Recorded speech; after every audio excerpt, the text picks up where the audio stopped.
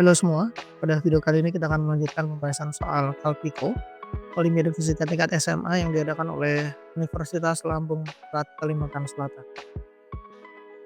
Mari kita lihat soalnya. Apabila angka yang ditunjuk oleh termometer Fahrenheit 5 kali angka yang ditunjuk oleh termometer Celcius, maka suhu benda tersebut adalah berapa Fahrenheit? Oke. So, di sini diketahui Fahrenheit-nya adalah 5 kali Celcius. Kita tinggal menggunakan perbandingan ini aja ya. eh, Batas atas, batas bawah. Jadi kalau Fahrenheit itu kan 32 derajat Fahrenheit itu setara dengan 0 derajat Celcius, sedangkan 212 derajat Fahrenheit itu setara dengan 100 derajat Celcius. Maka kita bisa masukkan ke dalam persamaan perbandingan Fahrenheit, suhu F ini yang belum kita ketahui, dikurangi dengan batas bawahnya 32 derajat Fahrenheit per batas atas 212 dikurangi batas bawahnya sama dengan suhu dalam Celcius dikurangi batas bawah Celcius 0 per batas atas Celcius 100 dikurangi batas bawah Celcius. Oh, gini ya. Nah, di sini kan diketahui bahwa F sama dengan 5C. Berarti C-nya sendiri itu adalah F per 5. Begini ya. Nah, kita tinggal substitusi aja. F min 32 per ini 212 dikurangi 32 itu adalah 180 sama dengan C dikurangi 0 C. Nah, di sini C-nya kita ganti dengan F per 5. 100 kurangi 0, 100. Oke, kita kali silang 100 kalikan F min 32, 180 dikalikan F per 5. Nanti jadinya adalah 100 F dikurang 3200 sama dengan 180 F per 5. Gini ya. Kita lanjutkan lagi perhitungannya. 180 dibagi 5 ini berarti adalah 36 F. Kita pindah ruas 36 F ke kiri, 3200 ke kanan. Sehingga kita peroleh 100 F dikurangi 36 F sama dengan 3200. 100 kurang 36 itu 64. 64 F sama dengan 3200. Sehingga suhu Fahrenheit yang dimaksud itu adalah 3200 per 64. Hasilnya adalah 50 derajat Fahrenheit. Jawabannya adalah C. Lanjut ke soal berikutnya. Ini opsi jawabannya kepotong ya. Jadi ya kita kerjakan aja seperti soal uraian. Petugas memiliki volume 2 meter kubik berada dalam bejana tertutup anti bocor dengan suhu tetap terjaga. Tekanan awal gas tersebut adalah 2 Pascal. Apabila tekanannya ditingkatkan 4 Pascal, maka besar volumenya adalah. Oke, ini terkait perbandingan gas ideal aja. Apapun kondisinya, kalau dia keadaan 1, keadaan 2 bisa pakai persamaan ini ya. Kita tulis dulu di sini, V1 per T1 sama dengan V2 per T2. P itu pressure tekanan, V itu volume, T itu temperatur. Nah, yang diketahui di soal ini 2 meter kubik ini adalah V1, kemudian 2 Pascal ini adalah P1. T1-nya berapa? T1-nya nggak disebut ya. Berarti di sini yang berubah hanya yang diketahui di soal. Yang berubah adalah apabila tekanannya ditingkatkan. Oh ini, P2 berarti 4 Pascal. Jadi yang berubah adalah tekanannya, terus ditanya volume akhir. Berarti yang berubah adalah tekanan dan volume. Sehingga untuk suhunya berarti sama ya, T1 sama dengan T2. Sesimpel itu kalau misalkan di soal nggak dikasih tahu suhunya berubah atau enggak, anggap aja tetap, gitu. Jadi ini T1, T2 bisa kita coret, tersisa P1, V1 sama dengan P2, P2. P1-nya adalah 2, P1-nya adalah 2 juga, P2-nya 4, T2-nya ini yang dicari. 2 kali 2, 4, dibagi 4, 1 ya. So ini jawabannya, V2 atau V akhir sama dengan 1 meter kubik. Next ke soal berikutnya. Sebuah bejana tembaga dengan volume 100 cm kubik diisi penuh dengan air pada suhu 30 derajat Celcius. Kemudian keduanya dipanasi hingga suhunya 100 derajat Celcius. Oke, suhu awal 30, panasin hingga 100.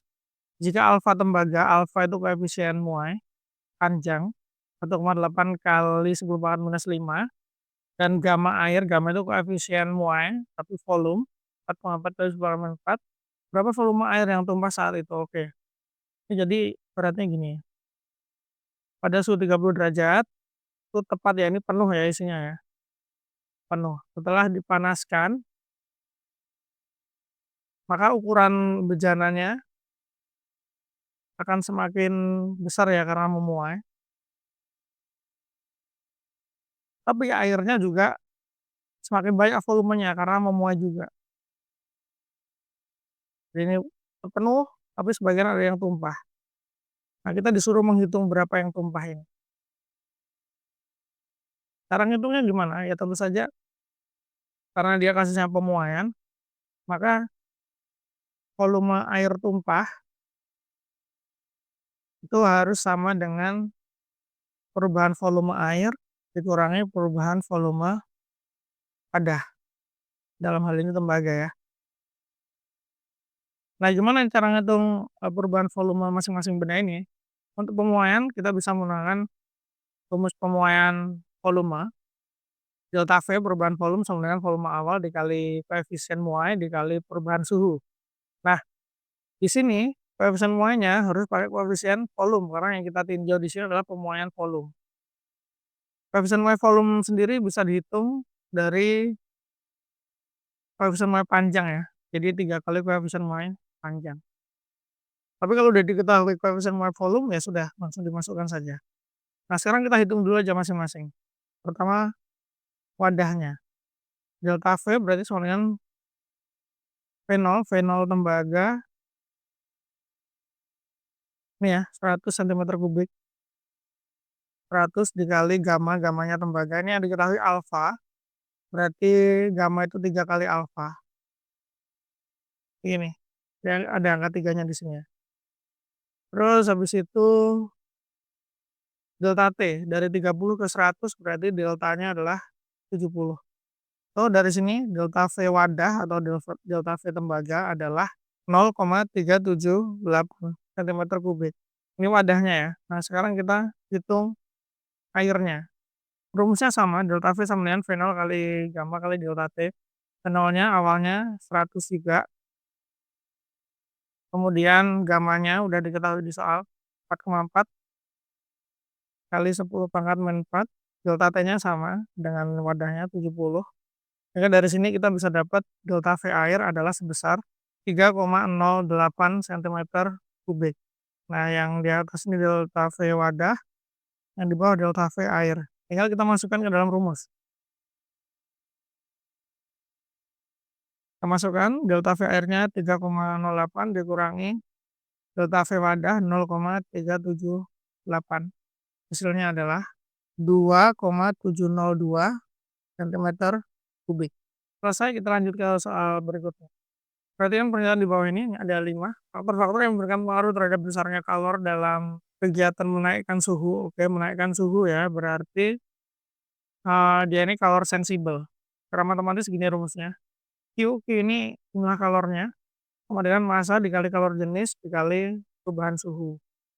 Ya udah, berarti yang mempengaruhi jumlah kalor, besarnya kalor berarti perubahan suhu, benar, massa zat, benar, kalor jenis zat, benar, ukuran zat, tidak, massa jenis zat, tidak juga. Yang penting massanya. Oke, berarti 1, 2, 3. Nah, ini jawaban ini benar ya. Soal berikutnya. Terdapat 3 liter gas argon bersuhu 27 derajat Celcius pada tekanan 1 atm. 1 atm sama dengan ini kok 105 ya. Ini harusnya bukan 105. 10⁻5 Pascal. Berada di dalam tabung. Apabila konstanta gas umum R sekian dan jumlah partikel dalam 1 mol 6,02 kali 10⁻23 partikel, maka banyak partikel argon dalam tabung tersebut adalah, oke, ini kita asumsikan gasnya adalah gas ideal tentunya ya. Ini dia. Rumus gas ideal P kali V sama dengan N kali R kali T. Nah, di sini ditanya adalah banyaknya partikel, berarti kita nanti akan mencari nilai N-nya dulu. N ini adalah mol. Jadi, persamaan ini kita susun ulang menjadi N sama dengan P kali V per R kali T. P, tekanannya ini 1 atm. 1 atm jadikan Pascal dulu jadi 10⁻5. Volume 3 liter, jadikan meter kubik dulu jadinya 3 kali 10⁻³ Kemudian R-nya udah tahu 8,314 dikali T-nya 27 derajat Celcius kita jadikan Kelvin jadinya 300 Kelvin. Sehingga mol gas argon dalam wadah adalah sebesar 0,12 mol. Nah, 1 mol saja 0,02 kali 10⁻23 partikel, berarti banyaknya partikel N besar berarti adalah mol dikali 6,02 kali 10⁻23. Tinggal kita masukkan molnya 0,12 dikali 6,02 kali 10⁻23. Hasilnya adalah 7,24 kali 10⁻22 partikel argon. Selesai ya. Lanjut ke soal berikutnya. Air sebanyak 3 kilogram bersuhu 40 derajat akan dipanaskan hingga suhu 70 derajat. Jika diketahui massa air sekian, berapakah kalori yang diserap oleh air tersebut? Oke, ini kalor sensibel juga. Kita akan mencari kalornya Q. Dan kita masukkan aja. Itu sama dengan masanya 3 kilogram diketahui di soal. Kemudian kalor jenisnya adalah 4186 dikali 40. 40 sorry 30 ya. Dari 70 kurangi 40. So dari sini Q akan kita dapatkan sebesar 376,740.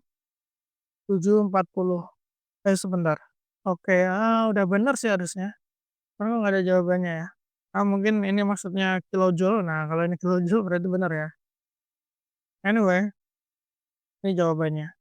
Kalau teman-teman ada yang nemu yang salah bisa komen di bawah ya. Kita diskusi sama-sama. Lanjut ke soal berikutnya. Sebuah mesin kalor memerlukan kerja 400 Joule dalam siklusnya. Memiliki efisiensi 25%. Dari yang diambil oleh reservoir panas adalah, oke ini mesin kalor. Efisiensi mesin kalor seperti ini.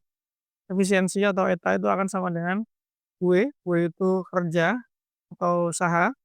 Ini kerjanya 400 ya, ini W-nya. Kemudian QH itu adalah Q yang diserap di reservoir panas.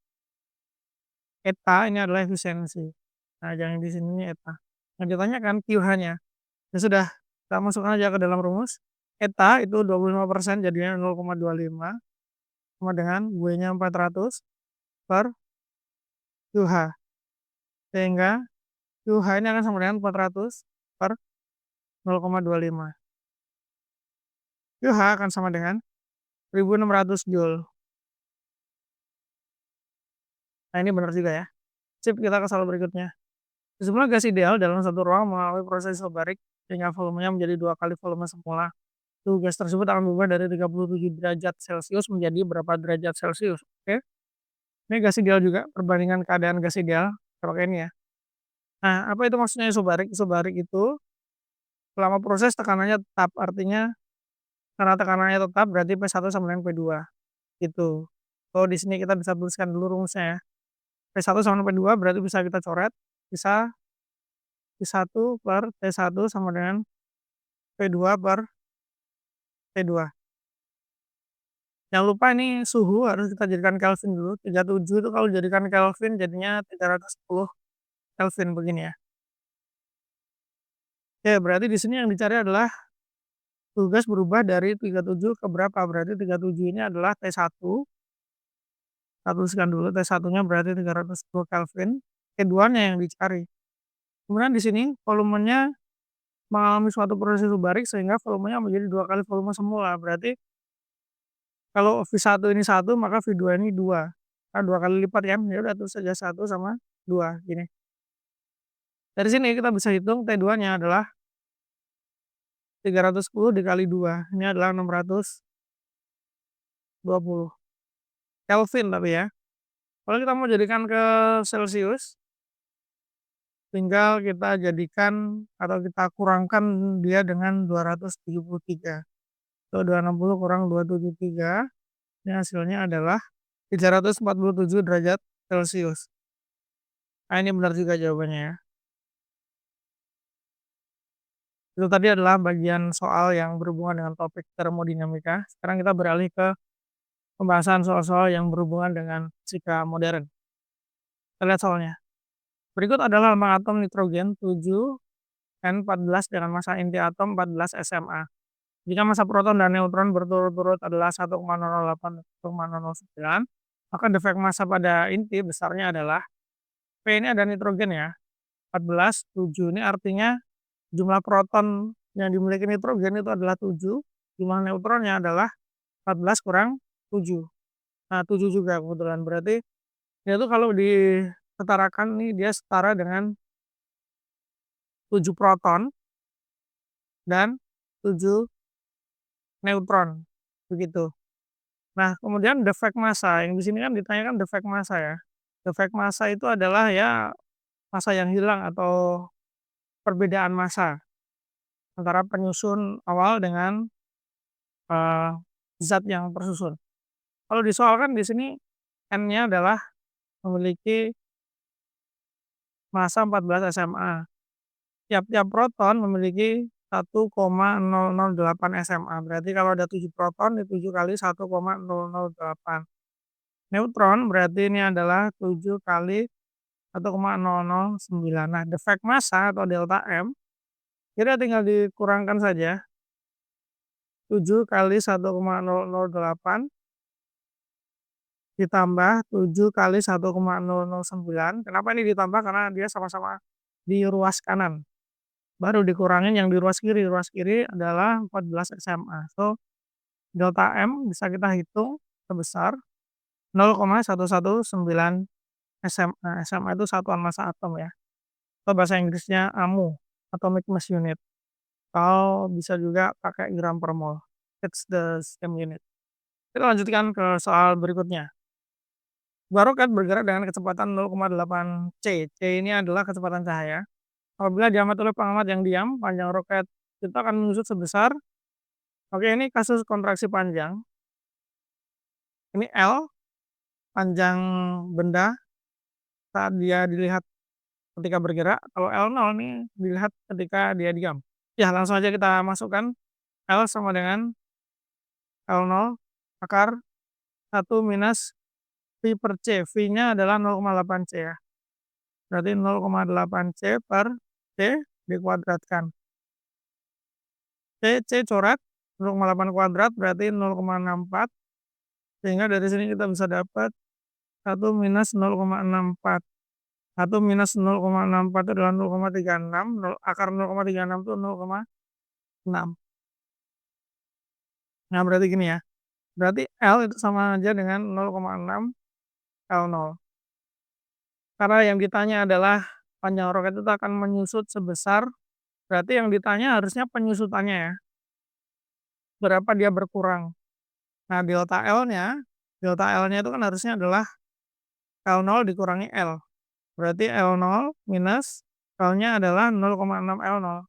Berarti ini sama dengan delta L sama dengan 0,4 L0. Berarti delta L per L0 adalah 0,4. Perubahan panjangnya atau penyusutannya dibandingkan dengan panjang awal adalah 0,4. Nah, 0,4 ini kan sama aja 40%. Jadi harusnya jawabannya 40% ya. Nah ini, karena yang ditanya adalah penyusutannya sebesar berapa, gitu. Tapi kalau ditanya adalah panjang roket itu akan menyusut menjadi berapa panjangnya? Nah, baru yang ini, 0,6 L0, begitu. Lanjut, banyak neutron pada nuklida 33Ge73 adalah, oke. Oke, ini kita baca notasi atom aja sebenarnya. Jadi kalau ada X, ini ada angka juga. Z ini adalah nomor atom, A ini adalah nomor massa atom. Kalau mau menentukan jumlah proton, itu ya udah sama dengan Z. Kalau neutron, berarti A dikurangi Z.